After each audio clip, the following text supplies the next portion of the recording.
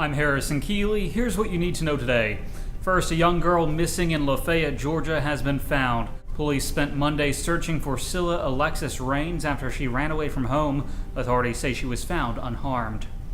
A 20-year-old is dead after an SUV crash on Interstate 24 in Chattanooga. Police say Coty Lamar Harris drifted off the road around 2 a.m. Monday and struck a chain-link fence.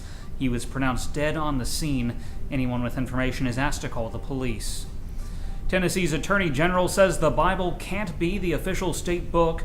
Herbert Slatery says a bill seeking to do that would violate separation of church and state and be taken as an endorsement of religion. And Governor Bill Haslam says the proposal isn't very respectful of the Bible. But the bill's sponsor, Senator Steve Sutherland, says he plans to move forward anyway. A new CEO has been found for United Way of Greater Chattanooga. A search committee unanimously recommends Leslie Searcy for the position. Searcy graduated from GPS and UTC. She's currently CEO of the local youth development nonprofit, On Point.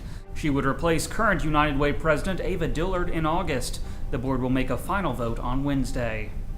UTC plans to turn Ingalls Stadium into a future home for intramural sports. The university may also build a soccer field at the 85-year-old venue. The school could spend up to $10 million on stadium upgrades. Part of that will come from fundraising and some of it from student fees.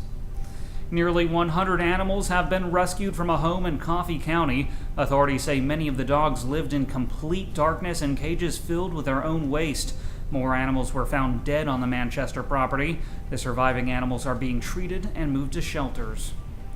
A new mural will span 3 sides of the AT&T building in downtown Chattanooga. Artist Meg Saligman is asking for public input.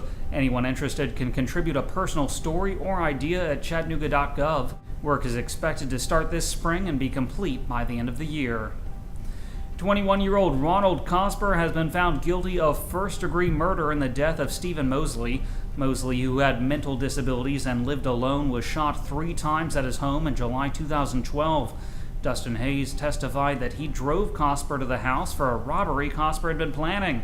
Now Cosper has been sentenced to life in prison. The Tennessee House has voted to create lifetime handgun permits. Right now, permits are valid for 5 years.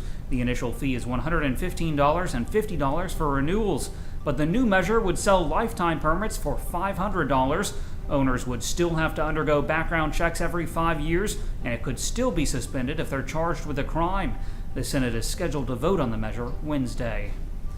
Polk County Schools says there's no evidence a student was bullied before committing suicide last month. 18-year-old Copper Basin student Patrick Griffin was found dead of a gunshot wound March 5th. Schools Director James Jones says the system launched an investigation but couldn't find a connection to bullying. But the boy's mother and brother accuse administrators of ignoring the problem. And another former student, Dalton Jones, now says she was bullied from kindergarten to graduation at Polk County. And despite repeated visits to Jones's office and numerous complaints to teachers, she says nothing was ever done. Finally, if you're a senior woman looking for love, you might want to move to Cleveland, Tennessee. The town has been ranked as one of the top small cities in America for elderly single men by datingadvice.com. Turning to weather, today will be cloudy with a chance of thunderstorms and a high near 76 degrees. Tonight's low will be around 61.